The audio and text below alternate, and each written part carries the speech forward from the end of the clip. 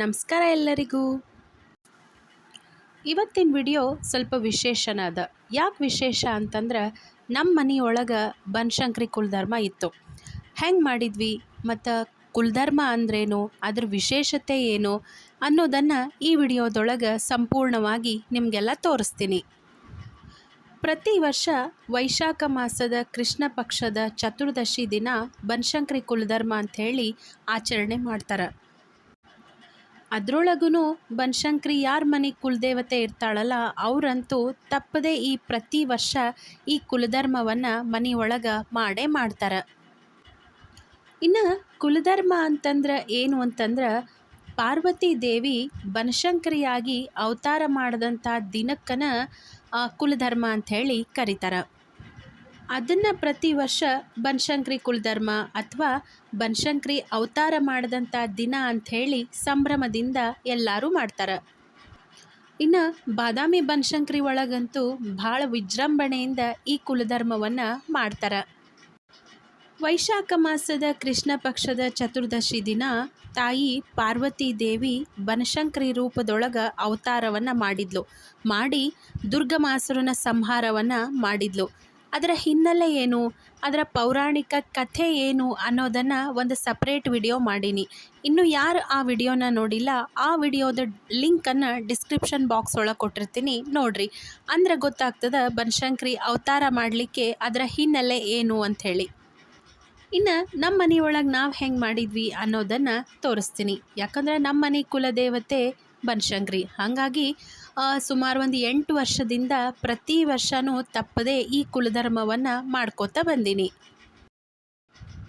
ಹಬ್ಬದ ಹಿಂದಿನ ದಿನ ಸ್ವಲ್ಪ ತಯಾರಿ ಎಲ್ಲ ಮಾಡಿದ್ವಿ. ಇನ್ನು ಹಬ್ಬದ ದಿನ ಅಂತೂ ಮುಂಜಾನೆ ಜಲ್ದಿ ಎದ್ದು ಎಲ್ಲರೂ ಕೆಲಸ ಶುರು ಮಾಡಿಕೊಂಡ್ರು. ಮನೆಯೊಳಗಿರೋ ಸಣ್ಣ ಹುಡುಗರಿಂದ ಹಿಡ್ಕೊಂಡು ದೊಡ್ಡವ್ರವರೆಗೂ ಎಲ್ಲರೂ ಈ ಒಂದು ಹಬ್ಬ ಮಾಡಲಿಕ್ಕೆ ತಮ್ಮ ಕೈಲಿ ಏನೇನಾಗ್ತದೋ ಎಲ್ಲ ಕೆಲಸನೂ ಮಾಡಿದರು. ಇನ್ನು ಮುಖ್ಯವಾಗಿ ಕುಲಧರ್ಮ ಅಂದಮೇಲೆ ಮೊದಲಿಗೆ ದೇವ್ರ ಪೂಜೆ ಇರಲೇಬೇಕು. ಆಮೇಲೆ ಅದಕ್ಕಿಂತ ಮೊದಲೇನಂದ್ರೆ ಮನೆಗೆ ತೋರಣ ಕಟ್ಟೋದು, ಆಮೇಲೆ ಬನಶಂಕರಿ ಮಾಡೋಕ್ಕೆಲ್ಲ ತೋರಣ ಕಟ್ಟೋದು ಅದೆಲ್ಲ ಶುರು ಮಾಡಿದ್ದು ನಾನು ಮತ್ತು ನಮ್ಮ ವೇದೇಶ. ಸ್ನಾನ ಎಲ್ಲ ಮುಗಿಸಿ ನಮ್ಮ ವೇದೇಶ ಈ ವರ್ಷದ ಕುಲಧರ್ಮದ ಪೂಜೆದ ಎಲ್ಲ ರೆಸ್ಪಾನ್ಸಿಬಿಲಿಟಿನ ಅವನ್ನ ತಗೊಂಡಿದ್ದ ನೋಡ್ರಿ. ದೇವ್ರ ಪೂಜೆ, ಕೃಷ್ಣನ ಪೂಜೆ, ಸುದರ್ಶನನ ಪೂಜೆ, ಹಿಂಗೆ ಪ್ರತಿಯೊಂದು ಪೂಜೆ ಪುನಸ್ಕಾರನೆಲ್ಲ ಭಾಳ ಚಂದ ಮಾಡ್ದ. ಇನ್ನೊಂದು ವಿಶೇಷ ಏನಂದ್ರೆ ಸಣ್ಣ ವಯಸ್ಸಾದ್ರೂ ಉಪವಾಸದಿಂದನೇ ನಾ ಎಲ್ಲ ಪೂಜಾ ಮಾಡ್ತೀನಿ, ಪೂರ್ತಿ ಪೂಜಾ ಮುಗಿಯೋವರೆಗೂ ನಾನೇನೂ ತಿನ್ನಂಗಿಲ್ಲ ಅಂಥೇಳಿ ಅಗದಿ ಭಕ್ತಿಯಿಂದ ಪೂರ್ತಿ ಪೂಜಾ ಮುಗಿಯೋವರೆಗೂ ಮಾಡ್ದ.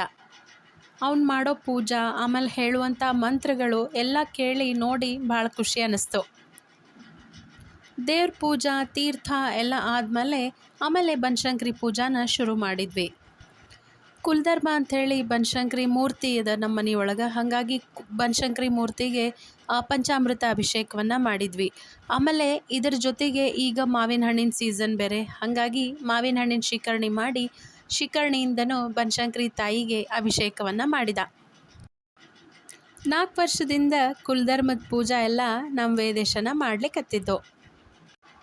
ಹಬ್ಬ ಅಂದಮೇಲೆ ದೇವ್ರ ಪೂಜಾ ಪುನಸ್ಕಾರ ಅಂತೂ ಇದ್ದೇ ಇರ್ತಾವೆ. ಈ ದೇವ್ರ ಪೂಜಾ ಪುನಸ್ಕಾರ ಮಾಡಲಿಕ್ಕೆ ಉಪಗಾರಣಿ ಆಮೇಲೆ ಹೂವು ತೊಗೊಂಬರೋದು ಎಲ್ಲ ಜೋಡಿಸಿಡುವಂಥ ಕೆಲಸನೂ ಭಾಳ ಮುಖ್ಯದ್ದು. ಅದೆಲ್ಲ ಕೆಲಸ ಮಾಡಿದ್ದು ನಮ್ಮ ಅಕ್ಕನ ಮಕ್ಕಳು ಬಂದಿದ್ದರು, ಜಾಹ್ನವಿ, ಅದಿತಿ, ಅವರೆಲ್ಲ ಸೇರಿ ಈ ಕೆಲಸನ ಭಾಳ ನೀಟಾಗಿ ಮಾಡಿದರು. ಬನಶಂಕರಿ ಅಭಿಷೇಕ ಎಲ್ಲ ಆದಮೇಲೆ ನೆಕ್ಸ್ಟ್ ಮಾಡೋದು ಬನಶಂಕರಿ ಫೋಟೋ ಪೂಜಾ, ಆಮೇಲೆ ಬನಶಂಕರಿ ಮೂರ್ತಿ ಪೂಜಾನ ಹೆಣ್ಮಕ್ಳು ಮಾಡಬೇಕು. ಅದನ್ನು ನಾನು ಮಾಡಿದೆ. ಬನಶಂಕರಿ ಪೂಜಾಕ್ಕೆ ಅರಿಶಿನ, ಕುಂಕುಮ, ಗೆಜ್ಜೆ ವಸ್ತ್ರ, ಆಮೇಲೆ ಹೂವಿನ ಮಾಲೆ, ಬಿಡಿ ಹೂವು, ಹಿಂಗೆ ಎಲ್ಲ ತೊಗೊಂಡು ಬಂದು ಪೂಜಾ ಮಾಡಿದ್ವಿ. ಆಮೇಲೆ ಮುಖ್ಯವಾಗಿ ಪ್ರತಿ ವರ್ಷ ಕುಲಧರ್ಮದ ದಿವಸ ಬನಶಂಕರಿ ಮೂರ್ತಿಗೆ ಕುಂಕುಮಾರ್ಚನೆಯನ್ನು ಮಾಡ್ಕೋತ ಬಂದೀವಿ. ಹಾಗಾಗಿ ತಪ್ಪದೆ ಈ ವರ್ಷವೂ ಬನಶಂಕರಿ ಮೂರ್ತಿಗೆ ಕುಂಕುಮಾರ್ಚನೆಯನ್ನು ಮಾಡಿದ್ವಿ. ಆ ಕುಂಕುಮ ಏನು ಬಂದಿರ್ತದಲ್ಲ ಅದನ್ನು ವರ್ಷ ಪೂರ್ತಿ ನಾವು ದಿನ ಇಟ್ಕೋತೀವಿ. ಇದರ ಜೊತೆ ಪ್ರತಿ ವರ್ಷ ಕುಲಧರ್ಮದ ದಿವಸ ಬನಶಂಕರಿಗೆ ಸೀರೆ ಏರಿಸುವಂಥ ಪದ್ಧತಿ ಅದ. ಹಾಗಾಗಿ ಅದಕ್ಕಂತನೇ ಒಂದು ಹೊಸ ಸೀರೆನ ತೊಗೊಂಡಿರ್ತೀವಿ. ಈ ನವರಾತ್ರಿ ಟೈಮ್ ಒಳಗೆ 6 ವಾರಿ ಸೀರೆ ತೊಗೊಂಡ್ರೆ ಈ ಒಂದು ಕುಲಧರ್ಮ ಟೈಮ್ನೊಳಗೆ 9 ವಾರಿ ಸೀರೆನ ತೊಗೊಂಡಿರ್ತೀವಿ. ಹೆಂಗೂ 9 ವಾರಿ ಸೀರೆ ಬೇಕೇ ಬೇಕು. ಹಬ್ಬ ಹರಿದಿನ ಟೈಮ್ನಾಗೆಲ್ಲ 9 ವಾರಿ ಸೀರೆ ಉಟ್ಕೊಂಡು ಪೂಜೆ ಮಾಡ್ತೀವಿ. ಹಾಗಾಗಿ 9 ವಾರಿ ಸೀರೆನ ತಗೊಳ್ಳೋದು. ಸೀರೆ, ಆಮೇಲೆ ಒಂದು ಹೊಸ ಬ್ಲೌಸ್ ಪೀಸು, ಅಕ್ಕಿ, ಅಡಿಕೆ, ಕೊಬ್ಬರಿ ಬಟ್ಲ, ಆಮೇಲೆ ಒಂದು 4 ಡ್ರೈ ಫ್ರೂಟ್ಸು, ಹಣ್ಣು, ಕಾಯಿ ಎಲ್ಲ ಹಾಕಿ ಬನಶಂಕರಿಗೆ ಉಡಿ ತುಂಬುವಂಥ ಪದ್ಧತಿ ಅದ. ಬನಶಂಕರಿ ಪೂಜಾ, ಬನಶಂಕರಿದು ಕುಂಕುಮಾರ್ಚನೆ ಎಲ್ಲ ಮುಗಿದ ಮೇಲೆ ಕುಮಾರಿಕಾ ಪೂಜಾ ಅಂತೂ ಇದ್ದೇ ಇರ್ತದೆ. ಈ ವರ್ಷ ಸೂಟಿ ಇರೋದ್ರಿಂದ ಭಾಳ ಹುಡುಗರು ನಂಗೆ ಸಿಗಲಿಲ್ಲ. ಹಾಗಾಗಿ ನಮ್ಮ ಮನೆ ಒಳಗನ ನಮ್ಮ ಶಾಂಭವಿ ಮತ್ತು ವಾರಿದಿನ ಇಬ್ಬರ ಕುಮಾರಿ ಮುತ್ತೈದೆ ನಮಗೆ ಈ ವರ್ಷ ಸಿಕ್ಕಿದ್ರು. ಕುಮಾರಿಕಾ ಪೂಜಾದೊಳಗೆ ಮೊದಲ ಕುಮಾರಿ ಮುತ್ತೈದಿನ ಕಾಲು ತೊಳಿಬೇಕು. ಅರಿಶಿನ ಹಚ್ಚಿ ಕುಮಾರಿ ಮುತ್ತೈದಿ ಕಾಲು ತೊಳೆದು ಆಮೇಲೆ ಮನೆ ಒಳಗೆ ಕರ್ಕೊಂಡು ಬರೋದು. ಪ್ರತಿ ವರ್ಷದಂಗೆ ಈ ವರ್ಷವೂ ಕುಲಧರ್ಮ ದಿವಸ ಕುಮಾರಿಕಾ ಮುತ್ತೈದಿಗೆ ಮರದ ಬಾಗಿನ ಕೊಡುವಂಥ ಪದ್ಧತಿ ಇಟ್ಕೊಂಡೀನಿ. ಹಾಗಾಗಿ ಈ ವರ್ಷವೂ ವಾರಿದಿಗೆ ಮರದ ಬಾಗಿನವನ್ನು ಕೊಟ್ಟೆ. ಸಣ್ಣ ಮರ ತೊಗೊಂಡು ಬಂದು ಅದಕ್ಕೆಲ್ಲ ಅರಿಶಿನ ಕುಂಕುಮ ಎಲ್ಲ ಹಚ್ಚಿ ರೆಡಿ ಮಾಡಿ ಅದರೊಳಗೆ ಅಕ್ಕಿ, ಬ್ಯಾಳಿ, ಬೆಲ್ಲ, ಆಮೇಲೆ ಕಡಲೆಬೇಳೆ, ಗೋಧಿ ಹಿಟ್ಟು, ಆಮೇಲೆ ಏನೇನು ಇಡಬೇಕೋ ಎಲ್ಲ ಮರದ ಬಾಗಿನ ಸಾಮಾನೆಲ್ಲ ಇಟ್ಟಿದ್ದೆ. ಸಣ್ಣ ಮಕ್ಳಿಗೆ ಇಷ್ಟ ಆಗುವಂಥ ಸರ, ಬಳಿ, ನೇಲ್ ಪಾಲಿಶು, ಆಮೇಲೆ ಕಲರ್ ಬಿಂದಿ ಇವೆಲ್ಲ ತೊಗೊಂಡು ಬಂದು ಅವ್ರಿಗೆ ಉಡಿ ತುಂಬಿದ್ರೆ ಏನೋ ಒಂಥರ ಖುಷಿ ಆಗ್ತದೆ. ಮರದ ಬಾಗಿನ ಎಲ್ಲ ಕೊಡೋದಾದ್ಮೇಲೆ ಇನ್ನು ಮನೆ ಮಗಳು ಶಾಂಭವಿ, ಆಕಿನೂ ಕುಮಾರಿ ಮುತ್ತೈದಿ, ಹೀಗಾಗಿ ಆಕಿಗೂ ಎಲ್ಲ ಉಡಿ ತುಂಬಿದ್ವಿ. ಮುಂಜಾನೆ ಜಲ್ದಿ ಎದ್ದು ಅರ್ಧ ಅಡ್ಗೆನ ನಾ ಮಾಡಿದ್ದೆ. ಇನ್ನು ಉಳಿದಿದ್ದ ಅಡ್ಗೆ ಎಲ್ಲ ಅಕ್ಕ ಮತ್ತು ಮಾಮಿಯವರು ಮಾಡಿದರು. ಬನಶಂಕರಿಗೆ ನೈವೇದ್ಯಕ್ಕೆ ಹೂರಣ ಆಗಲೇಬೇಕು. ಹಾಗಾಗಿ ಕಂಪಲ್ಸರಿ ಹೂರಣದ ಆರತಿ ಮತ್ತು ಕಡುಬಿನ ನೈವೇದ್ಯ ಇರಲೇಬೇಕು. ಹಾಗಾಗಿ ನೈವೇದ್ಯಕ್ಕೆ ಇವಾಗ ಹೆಂಗೂ ಮಾವಿನಕಾಯಿ ಸೀಸನ್ನು, ಹಾಗಾಗಿ ಮಾವಿನಕಾಯಿ ಚಟ್ನಿ, ಮಾವಿನಕಾಯಿ ಕೋಸಂಬರಿ, ಆಲೂಗಡ್ಡೆ ಪಲ್ಯ, ಆಮೇಲೆ ಮಾವಿನಕಾಯಿ ಗೊಜ್ಜು, ಆಮೇಲೆ ನೆವಣಕ್ಕಿ ಪಾಯಸ ವಿಶೇಷ. ಯಾಕಂದ್ರೆ ಬನಶಂಕರಿ ಹಬ್ಬದ ದಿವಸ ನೆವಣಕ್ಕಿದೆ ಏನಾದರೂ ಮಾಡಬೇಕು. ಹಾಗಾಗಿ ನೆವಣಕ್ಕಿ ಪಾಯಸ, ನೆವಣಕ್ಕಿ ಅನ್ನನೇ ಮಾಡಿರ್ತೀವಿ. ಇದ್ರ ಜೊತೆಗೆ ಚಿತ್ರಾನ್ನ, ಮಾವಿನಕಾಯಿ ಹಾಕಿ, ಆಮೇಲೆ ಅನ್ನ, ಆಮೇಲೆ ಕಟ್ಟಿನ ಸಾರು ಇದಂತೂ ಇದ್ದೇ ಇತ್ತು. ಇನ್ನು ನೈವೇದ್ಯದ ಮುಖ್ಯ ಆಕರ್ಷಣೆ ಏನಂದ್ರೆ ಹೂರಣದ ಕಡುಬು. ಹೂರಣದ ಕಡುಬು, ಅದ್ರ ಮೇಲೆ ಬಿಸಿ ತುಪ್ಪ. ಆಮೇಲೆ ಸಣ್ಣ ಹುಡುಗರಿಗೆ ಬರೀ ಕಡುಬು ಅಂದ್ರೆ ಅಷ್ಟಿಷ್ಟ ಆಗಂಗಿಲ್ಲ. ಅವ್ರಿಗೆ ಇಷ್ಟ ಆಗಲಿ ಅಂಥೇಳಿ ಪೂರಿ ಮತ್ತು ಶ್ರೀಕರ್ಣಿ. ಈ ಕಡೆ ನಮ್ಮದೆಲ್ಲ ಪೂಜಾ, ಆಮೇಲೆ ಮರದ ಬಾಗಿನ, ಈ ಕುಮಾರಿಕಾ ಪೂಜಾ ಇದೆಲ್ಲ ಮುಗಿಯೋದ್ರೊಳಗೆ ಅಡ್ಗೆ ಮನೆ ಒಳಗೆ ಎಲ್ಲ ಅಡಿಗೆನೂ ರೆಡಿ ಆಗಿತ್ತು. ಬನಶಂಕರಿ ಪೂಜಾ ಮಾಡೋ ತನಕ ನಮ್ಮಮ್ಮ ಎಲ್ಲ ಮೊಮ್ಮಕ್ಕಳನ್ನ ಕೂಡಿಸ್ಕೊಂಡು ಅವರಿಗೆಲ್ಲ ದೇವ್ರ ನಾಮ ಹೇಳ್ಕೊಡ್ಲಿಕ್ಕತ್ತಿದ್ರು. ಎಲ್ಲರೂ ಬನಶಂಕರಿ ಹಾಡ, ಲಕ್ಷ್ಮೀ ಹಾಡ, ತಮಗೆ ಏನೇನು ಬರ್ತದೋ ಎಲ್ಲ ಹಾಡನ್ನ ಚೆಂದಾಗಿ ಹಾಡ್ಲಿಕ್ಕತ್ತಿದ್ರು. ಪೂಜಾ ಮುಗಿದಿತ್ತು, ಅಡುಗೆನೂ ರೆಡಿಯಾಗಿತ್ತು. ಇನ್ಯಾಕೆ ತಡ ನೈವೇದ್ಯಕ್ಕಂತ ಹೇಳಿ ಬನಶಂಕರಿಗೆ ಎಲೆ ಬಡಿಸಿ ನೈವೇದ್ಯ ಮಾಡೇ ಬಿಟ್ವಿ. ನೈವೇದ್ಯ ಎಲ್ಲ ಆದಮೇಲೆ ನೆಕ್ಸ್ಟ್ ಬರೋದು ಆರತಿ, ಮಂಗಳಾರತಿ.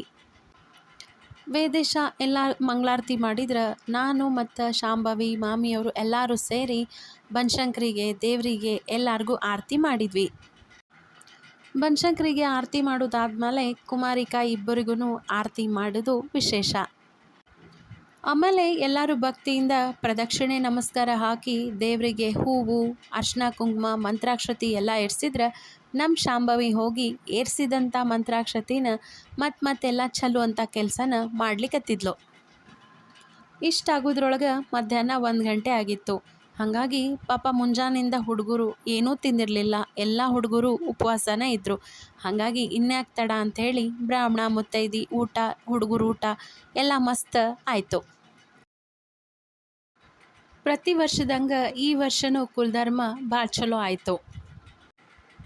ಇನ್ನು ಸಂಜೆ ಮುಂದೆ ಮನೆ ಹತ್ರ ಇರೋ ಮುತ್ತೈದೆಯರನ್ನೆಲ್ಲ ಕರೆದು ಕುಂಕುಮ ಕೊಡೋದು ಒಂದು ಪದ್ಧತಿ. ಬನಶಂಕರಿ ಕುಲಧರ್ಮ ಬರ್ತದ ಅನ್ನೋದ್ರಾಗ ಬಂತು ಮುಗೀತು. ಹೆಂಗೆ ಅನ್ನಿಸ್ತು ಇವತ್ತಿನ ವಿಡಿಯೋ ನಿಮಗೆಲ್ಲ? ಈ ವಿಡಿಯೋ ನಿಮ್ಗೆ ಇಷ್ಟ ಆಗಿತ್ತಂದ್ರೆ ಈ ವಿಡಿಯೋನ ಲೈಕ್ ಮಾಡಿರಿ. ಹಂಗೆ ನಿಮ್ಮ ಫ್ರೆಂಡ್ಸ್ ಆ್ಯಂಡ್ ಫ್ಯಾಮಿಲಿ ಮೆಂಬರ್ಸಿಗೂ ಈ ವಿಡಿಯೋನ ಶೇರ್ ಮಾಡಿರಿ. ಆಮೇಲೆ ಮುಖ್ಯವಾಗಿ ನಮ್ಮ ಚಾನಲ್ನ ಸಬ್ಸ್ಕ್ರೈಬ್ ಮಾಡಿಕೊಂಡು ನೋಡಿರಿ. ಯಾರ್ಯಾರ ಮನೆ ಒಳಗೆ ಬನಶಂಕರಿ ಕುಲಧರ್ಮ ಮಾಡಿದ್ರಿ, ನಿಮ್ಮ ಮನೆ ಪದ್ಧತಿ ಹೆಂಗಿತ್ತು ಅನ್ನೋದನ್ನು ಕಮೆಂಟ್ ಮಾಡಿ ಹೇಳ್ರಿ. ಯಾಕಂದ್ರೆ ಒಂದು ಮನೆಯಿಂದ ಇನ್ನೊಂದು ಮನೆಗೆ ಪದ್ಧತಿಗಳು ಸ್ವಲ್ಪ ಬದಲಾಗ್ತವೆ. ಇನ್ನೇನು ಅಧಿಕ ಮಾಸ ಶುರು ಆಗ್ತದೆ. ಅಧಿಕ ಮಾಸದ ವಿಶೇಷದ ವಿಡಿಯೋಗಳನ್ನು ಇನ್ನು ಮುಂದೆಲ್ಲ ಬರ್ತಾವೆ.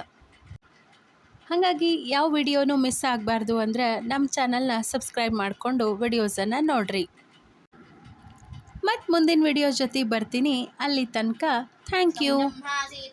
ಪ್ರತ್ಯಕ್ಷಂ ಬ್ರಹ್ಮ ವದಿಷ್ಯಾಮಿ ಹೃದಂ ವದಿನಾಮವತು ತದ್ವಕ್ತಾರಮವತು ಅವದು ಮಾಂ ಅವದು ವಕ್ತಾರಂ. ಓಂ ಶಾಂತಿ ಶಾಂತಿ ಶಾಂತಿ.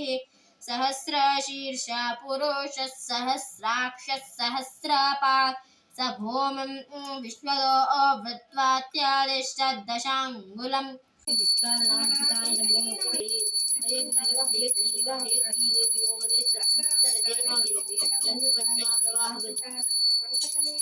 रामाय रामभद्राय रामचंद्राय वेदसे रघुनाथाय नाथाय सीताय हरे कृष्णाय वासुदेवाय हरे परमात्मने प्रणत क्लेशनाशाय गोविंदाय नमो नमः. नारायणी नमोस्तुते सरस्वती नमस्तुभ्यं वरदे कामरूपिणी विद्यारम्भं करिष्यामि सिद्धे भवतु मे सदा.